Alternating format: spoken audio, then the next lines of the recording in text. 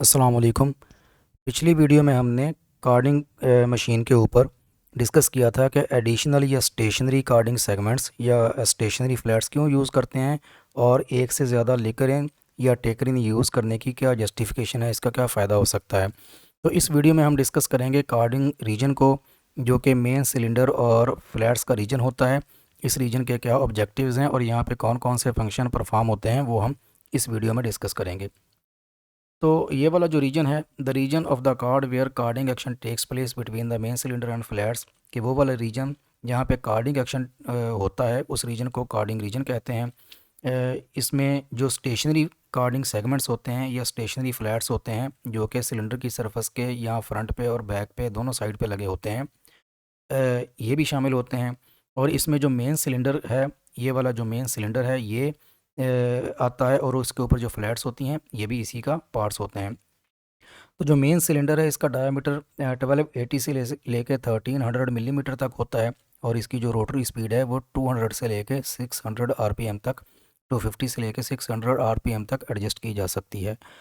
तो इस रीजन में इस रीजन की जो क्लोजेस्ट सेटिंग है वो डॉफर के साथ होती है, और ये 0.1 मिलीमीटर तक की होती है। इतनी क्लोज सेटिंग का मतलब ये भी है कि ये जो दोनों रोलर्स हैं, दोनों ड्रम्स हैं, सिलेंडर्स हैं, इनकी सरफेस की जो राउंडनेस टॉलरेंस है वो बड़ी टाइट या क्लोज़ होती है। यानी इसमें इतनी गुंजाइश नहीं होती कि अगर कहीं पे कोई सरफेस रफ़ है, वो अगर थोड़ी सी भी रफ़ हुई तो आपस में मेटल टू मेटल फ्रिक्शन का अंदेशा होता है, क्योंकि ये इतनी ज़्यादा क्लोज़ इसकी टाइट गेज है। तो कार्डिंग रीजन के अंदर जो कार्ड मशीन के ऊपर डिफरेंट कंपोनेंट्स या पार्ट्स होते हैं, उसमें सबसे पहले मेन सिलेंडर है, फिर जो है वो फ्लैट्स हैं जो इसके ऊपर होती हैं, फिर स्टेशनरी कार्डिंग सेगमेंट्स या एलिमेंट्स या फ्लैट्स हैं जो ये डॉफर और फ्लैट्स के दरमियान या फिर टेकर इन और फ्लैट्स के दरमियान यहाँ पे इंस्टॉल होते हैं। फिर क्लीनिंग यूनिट है जो कि ये रिवॉल्विंग फ्लैट्स को क्लीन करने के लिए यूज़ होता है। तो ये पार्ट्स कार्डिंग रीजन में होते हैं, कार्डिंग मशीन पे। तो इस रीजन से, ये जो कार्डिंग रीजन है, इससे हमारे ऑब्जेक्टिव्स क्या होते हैं। इससे हमारे ऑब्जेक्टिव्स ये होते हैं, सबसे पहला objective fibre to fibre level तक की ओपनिंग, यानी कि जो कंप्रेस्ड बेल्स हमने कॉटन की ब्लो रूम में प्रोसेस करना शुरू की थी, वो ग्रेजुअली ओपन होते होते ब्लो रूम से जब कार्ड पे आती हैं तो वो इस हद तक तो ओपन हो चुकी होती हैं कि वो उसका जो टफ्ट साइज़ है वो बहुत ही स्मॉल हो चुका होता है, जो कि फ्यू मिलीमीटर का भी हो सकता है। तो उसको मज़ीद फाइबर टू फाइबर लेवल तक की ओपनिंग तक ले जाना, ताकि मैक्सिमम पॉसिबल हद तक ओपनिंग हो, क्लीनिंग हो, फाइबर की ओरिएंटेशन हो, ये हम इस कार्ड मशीन के ऊपर अचीव करते हैं। और ये इसी रीजन में, जो कि सिलेंडर और कार्ड फ्लैट्स के दरमियान का रीजन है, जिसके दरमियान ये कार्डिंग एक्शन होता है, यहाँ पे ये फाइबर टू फाइबर लेवल की ओपनिंग होती है।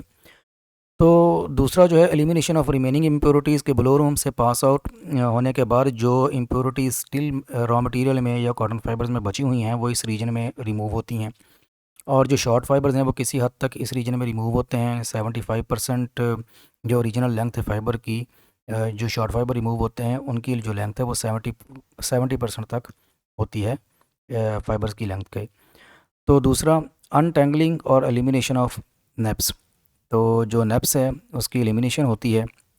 नेप्स जो कि इंटेंगल्ड फाइबर्स का गुच्छा या टफ्ट होता है या मैस होती है, उसको यहाँ पे रिमूव किया जाता है या एलिमिनेट किया जाता है बाय अनटेंगलिंग द नेप्स।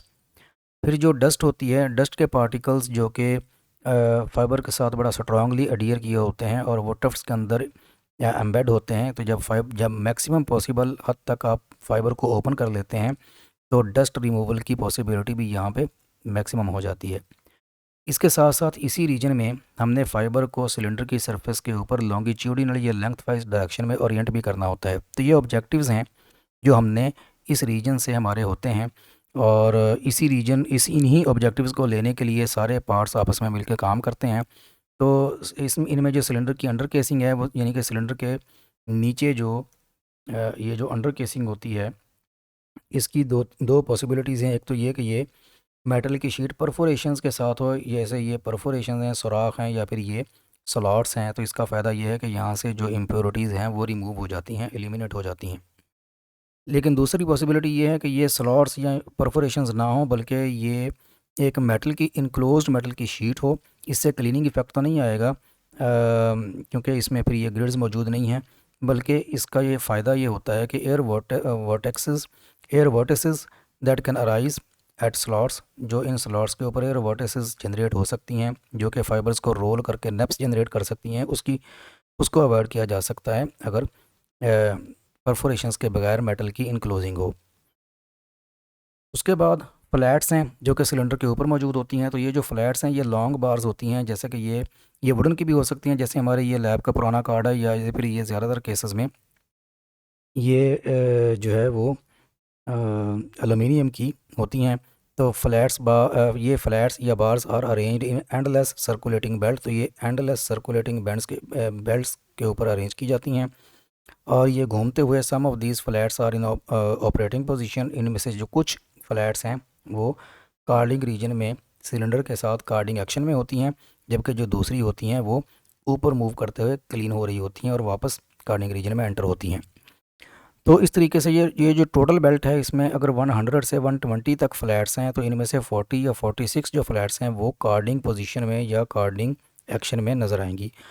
तो clothing of the flats carry waste that is removed by cleaning unit. तो ये जो क्लोथिंग है यानी कि ये जो वायर पॉइंट्स हैं जो इन बार्स के ऊपर लगे होते हैं, इन बार्स में जो वेस्ट है, डस्ट है या ट्रैश पार्टिकल हैं या जो फ्लैट स्ट्रिपिंग शॉर्ट फाइबर्स इसमें एम्बेड हो जाते हैं, वो जो वेस्ट है वो यहाँ पे ज़्यादातर क्लीन वेस्ट होती है, वो यहाँ से निकल जाती है। तो clothing of the flats carry waste that is removed by the cleaning unit. इसके बाद large carding area is required. तो ये जो आजकल के हाई प्रोडक्शन कार्ड हैं इसकी डिटेल डिस्कशन पिछली वीडियो में हुई थी कि लार्ज कार्डिंग एरिया क्यों चाहिए, क्योंकि कार्डिंग पॉइंट्स हमने बढ़ाने होते हैं। तो उसके लिए हम जो मौजूदा हाई प्रोडक्शन कार्ड्स आ रहे हैं इनकी जो विड्थ है कार्ड की वो भी ज़्यादा है, उसके ज़रिए से भी कार्डिंग एरिया बढ़ाया गया है। और जो मेन सिलेंडर का सरकमफेरेंस है उसके ज़्यादा से ज़्यादा पोर्शन में स्टेशनरी फ्लैट्स लगा के जो टोटल कार्डिंग एरिया है उसको भी बढ़ा के कार्डिंग एरिया को ज़्यादा किया गया है। Some of the flats are in operating zone remaining are circulating for cleaning their clothing. Flats are made of cast iron और aluminium bit longer than operating width of the card की जितनी width होती है उससे थोड़ी longer होती हैं, क्योंकि they have to adjust on bands on left and right of the cylinder के लेफ़्ट और राइट साइड पे इन्होंने एडजस्ट भी होना होता है। तो इसकी जो विड्थ है ये वाली ये 32 से 35 मिलीमीटर तक होती है, जिसमें कि क्लोथिंग या वायर पॉइंट्स वो सिर्फ 22 मिलीमीटर तक होते हैं, क्योंकि जो सारी सरफेस है उसके ऊपर वायर पॉइंट्स नहीं होते। तो इसका मतलब है कि दो कंजेक्टिव जो बार्स होंगी उनकी क्लोथिंग के दरमियान कंटिन्यूटी नहीं होगी बल्कि बीच में कुछ गैप होगा। तो a clothing strip is secure to the flats bar. अब ये जो फ्लैट्स होती हैं इनके ऊपर ये जो क्लोथिंग है इसको सिक्योर कर दिया जाता है। इस हवाले से जो टुचलर है उसने ये फीचर दिया है कि न्यूडीमियम का जो मैग्नेट है वो उसके ज़रिए से क्लोथिंग को फ्लैट के ऊपर अटैच किया जा सकता है। इससे ये होता है कि clothing can be replaced without tools. किसी टूल की मदद के बगैर बड़ी इजीली क्लोथिंग जो है वो फ्लैट के ऊपर एडजस्ट की जा सकती है और इससे सर्विस और वर्कशॉप की जो कॉस्ट है वो बचती है। तो ज़्यादा से ज़्यादा मेंटेनेंस फ्री जो ऑप्शंस हैं वो मैन्युफैक्चरर्स दे रहे हैं। और यहाँ पे आप देख सकते हैं ये जो फ्लैट्स हैं इनको कार्ड के ऊपर सिक्योर करने के लिए the bars can be secured with screws और सम अदर मीन्स।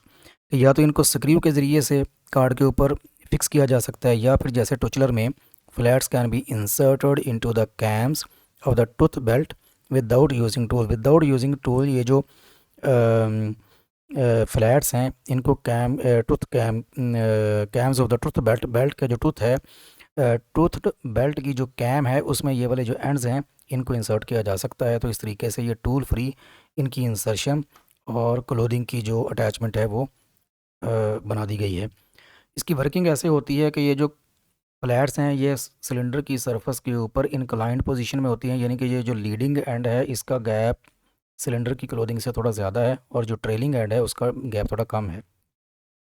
इसकी रीज़न ये है कि जो फाइबर्स हैं जो सिलेंडर अपनी सरफेस के ऊपर क्लोथिंग के ऊपर लेके आ रहा है वो इजीली फ्लैट्स के नीचे से पास कर जाएं। अगर ये टाइटर क्लोज डिस्टेंस होगा तो यहाँ पे फाइबर चोक भी कर सकते हैं और यहाँ पे फ्रंट पे फाइबर्स अकोमोडेट हो सकते हैं। उसको अवॉइड करने के लिए जो लीडिंग एंड है उसको थोड़ा इंक्लाइन रखा जाता है। और जो स्पीड ऑफ द फ्लैट्स है the speed of the flats is very slow compared with main cylinder के मुकाबले में जो फ्लैट्स की स्पीड है वो काफ़ी स्लो होती है। 2 से 10 इंचज़ पर मिनट की स्पीड से ये घूम रही होती हैं। तो फ्लैट्स यूजुअली मूव, अब ये जो इनकी मूवमेंट है ये टेकर इन से डॉफर की तरफ भी हो सकती है और डॉफर से टेकर इन की तरफ भी हो सकती है, और नॉर्मली ये डॉफर से टेकर इन की तरफ होती है, जिसको रिवर्स मूवमेंट कहते हैं। तो फॉरवर्ड जो मूवमेंट है, यानी कि सेम डायरेक्शन जो कि सिलेंडर की डायरेक्शन है, उसी डायरेक्शन में अगर फ्लैट्स भी मूव करें तो ये फॉरवर्ड मूवमेंट है।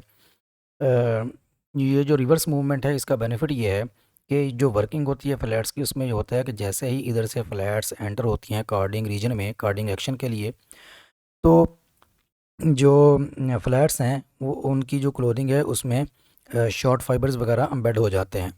तो उसके बाद जब ये यहाँ पे आते हैं, यहाँ पे के सिलेंडर के ऊपर फाइबर इस रीजन में न्यूली एंटर हो रहे होते हैं, तो वहाँ पे जो है वो मैक्सिमम पॉसिबल हद तक इस पॉइंट पे जो डर्ट या डस्ट वगैरह है वो इसकी फ्लैट्स की क्लोथिंग में आती है। तो ये जो रिवर्स मूवमेंट है इसका फ़ायदा ये है कि जैसे ही मैक्सिमम डर्ट या डस्ट क्लोथिंग में आती है, उसी पॉइंट से जो फ्लैट्स हैं वो ऑपरेटिंग जोन से बाहर निकल जाती हैं और क्लीनिंग असम्बली उनको क्लीन कर देती है। अगर इनकी फॉरवर्ड मूवमेंट हो तो टेक्निकली जितनी भी डस्ट है वो ज़्यादातर डर्ट इसी पोजीशन के ऊपर जो है वो फ्लैट्स के ऊपर शिफ्ट हो जाती है। तो फॉरवर्ड मूवमेंट में ये डिसएडवांटेज है कि यहाँ पे जो डस्ट आपने इसकी क्लोथिंग में एम्बेड की है वो सारी की सारी इस मूवमेंट के साथ पूरी मशीन की जो लेंथ है वो ट्रैवल करके जाएगी। तो इस तरीके से यहाँ से डर्ट लेने के बाद जब स्टेशनरी जो जो रिवॉल्विंग फ्लैट्स हैं वो क्लीनिंग असम्बली की तरफ जाती हैं, तो वहाँ से क्लीन होने के बाद वापस दोबारा क्लीन फ्लैट्स डॉफर की तरफ से दोबारा कार्डिंग रीजन में एंटर हो जाती हैं। तो ये अभी हमने डिस्कस किया कि जो फाइबर शॉर्ट फाइबर एम्बेड होते हैं फ्लैट्स में वो 70% तक ओरिजिनल फाइबर की लेंथ के होते हैं जो कि एम्बेड हो जाते हैं। तो जो कार्डिंग एक्शन है वो मेन एक्शन है और वो फ्लैट्स और सिलेंडर की सरफेस के दरमियान होता है। Carding action takes place between cylinder and flats when clean flats enter carding zone. First they are filled quickly, then carding action is performed as they hardly take up fibers during later movement. कि यहाँ पे जितने fibres वो उन्होंने लेने होते हैं वो ले लेते हैं और फिर लेटर मूवमेंट में हार्डली एनी फाइबर उनके अंदर एम्बेड होता है, और फिर जो रिमेनिंग उनकी कैपेसिटी होती है वो यहाँ पे आके डस्ट से फिल हो जाती है। Neps removal in the carding. अब इसके साथ साथ ये जो कार्डिंग एक्शन होता है इसमें नेप्स जो हैं वो भी अनटेंगल होते हैं, कि ये जो इंटेंगल्ड फाइबर्स का गुच्छा या टफ्ट होता है जिसको आप नेप कहते हैं, छोटा सा फाइन सा गुच्छा टफ्ट इंटेंगल्ड फाइबर्स की मैस वो अनइंटेंगल होती है, और जितने नेप्स होते हैं उनमें से 75% ऑफ द नेप्स जो है वो कार्डिंग रीजन में रिमूव होते हैं, जिनमें से 65% अनइंटेंगल होते हैं, 30% स्लाइवर में पास ऑन हो जाते हैं और 5 से 6% फ्लैट्स के ज़रिए से निकल जाते हैं, और जो मॉट नाइफ वगैरह से वेस्ट में निकल जाते हैं वो 2 से 4% तक होते हैं। क्योंकि यहाँ पे डॉफर के ऊपर जो स्टेशनरी फ्लैट्स लगी होती हैं इनके साथ साथ यहाँ पे मॉट नाइफ, ये जो नज़र आ रहा है ये मॉट नाइफ भी लगे होते हैं जिनमें से कि वेस्ट रिमूव होती है। तो इसके बाद वेब डॉफिंग है। वेब डॉफिंग जो है हम नेक्स्ट वीडियो में डिस्कस करते हैं।